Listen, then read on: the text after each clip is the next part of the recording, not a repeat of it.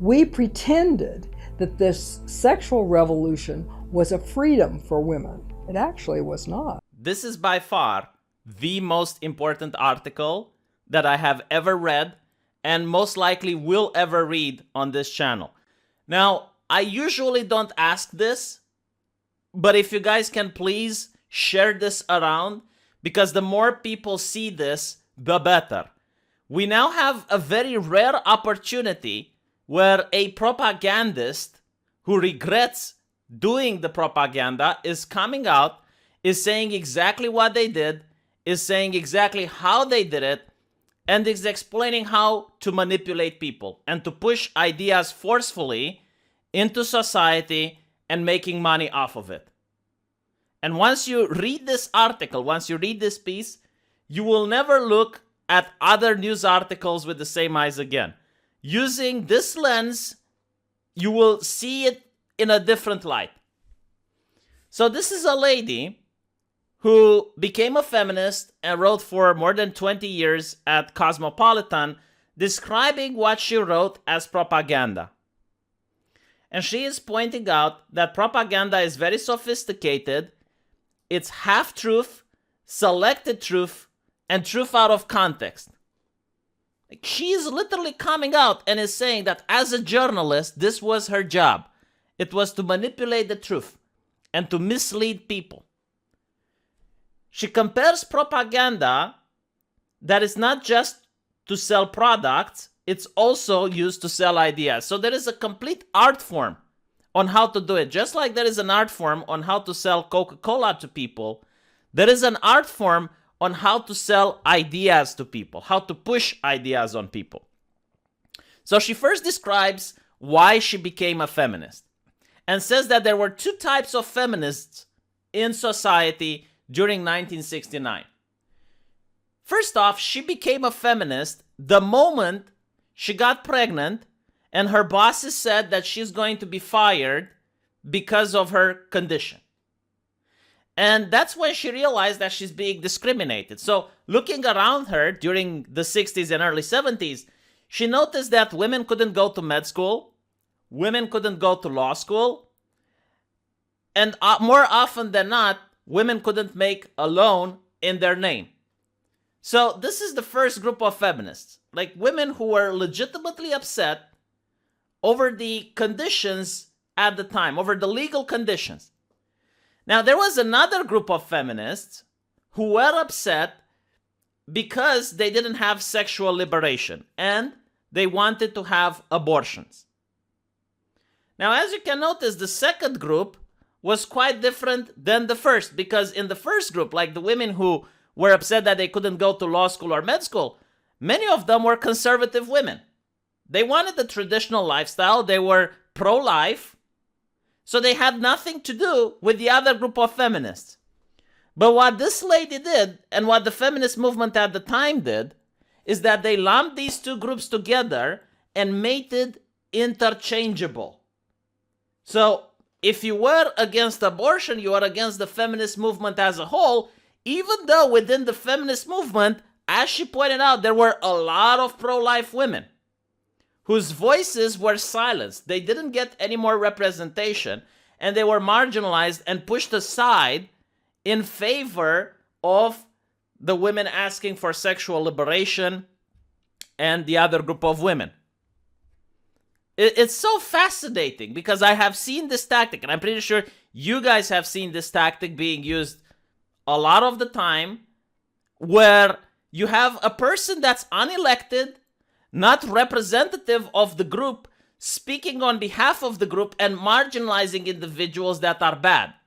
For example, right now, J.K. Rowling is being marginalized from the feminist movement because she's not feminist enough due to her opinions. So who gets to decide that J.K. Rowling gets to be marginalized? An unaccountable person, unrepresentative, unelected, simply a person that works for a corporation who is in the business of making money.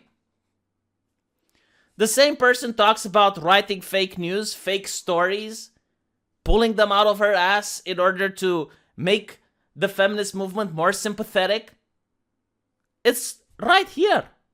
everything that people were calling out journalists of doing has been done. And this person is pointing out that this is not something new. It's been done in the 60s and it's been done in the 70s. It's jaw-droppingly astonishing. She says that she planted salacious stories about women having extravagant affairs in places such as Cleveland and Des Moines. The magazine spread more throughout the country and throughout the culture by pretending that they were much more widespread than they actually were. Journalists nowadays working at big corporations are like the chaos gods of Warhammer 40k. They gain power the more people read them. The more worshippers they have, the more powerful they become. So you have newspapers that projected power by pretending more people read them than not. And because of that, it seemed as if they are authoritative sources on the subject. One of the Cosmopolitan was the idea that abortion was a woman's right, years before the Supreme Court ruled it a constitutional right. From that point on, the narrative was set. Essentially, all women want this, and this is how propaganda works. So they knew that there is a large section of women that are pro-life, but they were completely eliminated from the conversation. They offered zero representation to those women in favor of what actually sold more clicks. Well, in that case, it was what sold more papers. Now, the reason she regrets doing what she did is that, according to her, she got an abortion and she thought it's going to be easy. She believed in what the people around her were saying, but then she regretted it so much and it changed her entire life. And she sought Christianity and the church in order to heal that wound. Now, I'm not really interested in her personal life and whatnot, but what is fascinating is explaining how the journalists are doing this propaganda, which is exactly what is happening today. Half-truths, selected truths, and truths out of context. It's absolutely beautiful the way she describes it. And also she says that sexual liberation is not bringing women happiness.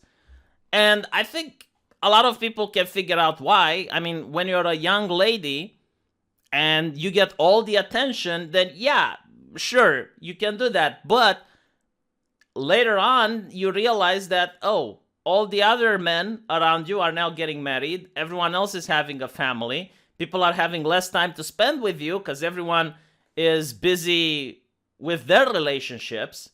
And, you know, it's very weird for a man that's married to actually spend time with a woman that's single. And you end up being alone. You end up being old. You don't have any kids. It leads to depression. It's actually a major cause for depression among the elderly, not to have kids. Everyone else is spending Christmas. Everyone else is spending Thanksgiving. Your family is probably already old and dying off because you're in your 50s or your 60s, and you're going to end up alone. Now, some people are fine with that, and that's okay. Other people, not so much. Again, major cause for depression is being alone when you're at the age of 60 or the age of 70. So it's a fascinating read. I enjoyed it very much. And it's very interesting to see how from an actual problem that she was having, not being able to hold a job while pregnant, she actually entered this rabbit hole complaining about things that had nothing to do with her original problem and doing it just for money. Finding a job at a corporation that used her in order to push for propaganda, to push for outrage, so that people buy more papers. And eventually she regretted doing that. She feels like a bad person. Let me know what you guys think, and I'll see you in the comment section. And I know I shouldn't. E-begging is shameful, but if I don't ask, I don't get. So if you want to send me a coffee or a beer or anything of the sort, then scroll down and there is a pinned comment with a link to my Subscribe star. I would appreciate any tip. And if you're not interested in the buyer's remorse but still want to help this channel, please share this video around. Not just so that I can get clicks, but also because I find this article to be highly interesting, especially since there was a CNN journalist on the Twitter saying that, DeSantis is saying that people should be very distrustful of the media, and he was freaking out. And I'm like, yeah, because the media is in the business of making clicks. What does that have to do with the truth? Truth doesn't sell clicks. What this lady pointed out sells clicks. Half-truths, missing context, and misleading people. That's what sells clicks. Outrage, fear-mongering. That's what the media is in the business of. What does that have to do with the truth? It's the last place where you're probably going to find the truth. Anyway, new video coming up tomorrow. Thank you for watching, and I'll see you guys later.